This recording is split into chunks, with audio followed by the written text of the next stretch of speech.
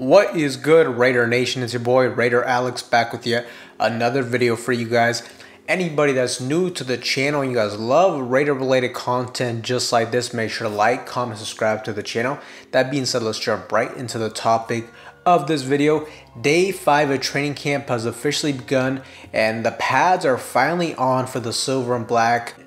The Raiders offensive line unit came in today inspired and ready to get after it inside the trenches after having former Raider and former All-Pro guard Richie Incognito give them a pep talk last night. I love to see how Richie Incognito is inside the Raiders building and involved to some capacity.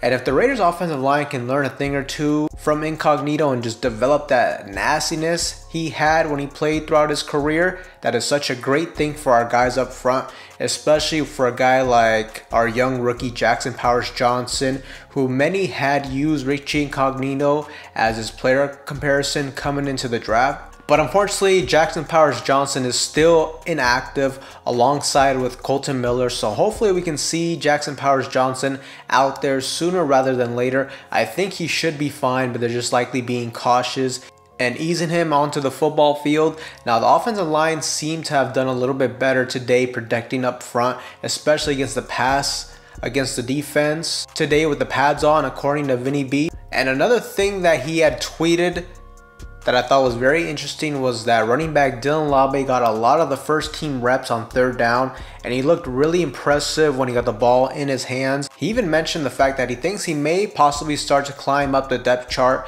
and if Dylan Labe keeps it up, he may be the Raiders' primary back on third down passing situations next season. So Dylan Labe continues to impress in training camp. Antonio Pierce has already spoke highly of him, and offensive coordinator Luke Getsy has as well. So he continues to do his thing, and you love to see that. You love the versatility and competition he's bringing into the running back group. Now, another thing I wanted to talk about was the current quarterback room, as our head coach Antonio Pierce spoke about what he wants to see from these two quarterbacks. Take a listen to what he said. That there is a quarterback competition, I am contractually obligated to ask about the quarterback battle. Aiden O'Connell and Gardner Minshew, what have you seen so far from the two? Two guys competing, and to be honest, they're competing against a really good defense, so it's not going to be pretty at times. But I've seen guys, one day make some plays, another guy make plays on that day. Right now, we need to see somebody to say, AP, I'm your guy. I'm the quarterback for the Las Vegas Raiders, and this is what it is.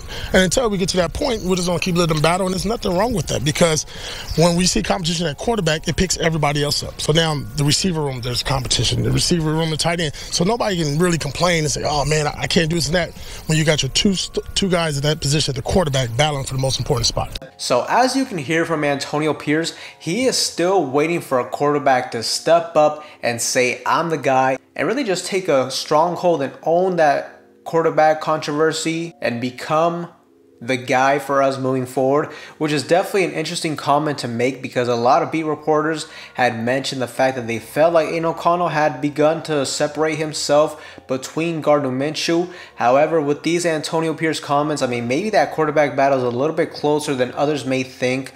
By Antonio Pierce saying that he's still waiting for one of them to lock in the position, to me it just shows that neither one has the starter position locked up, and that a lot can still change in the next month or so. And even going into the regular season, this may be a quarterback battle that lasts the entire season, depending on how the initial starter plays going into 2024. And it's just really been well documented that the Raiders defense thus far has been the unit that's been having their way during training camp, and really both Aiden O'Connell and Gardner Minshew have had their fair shares of struggles in camp. Really, both Aiden O'Connell and Gardner Minshew have had their fair share of struggles in training camp. Neither one has really been consistent, but it's also not a huge surprise to hear about this, given the fact the Raiders defense is widely regarded as the strength of our team.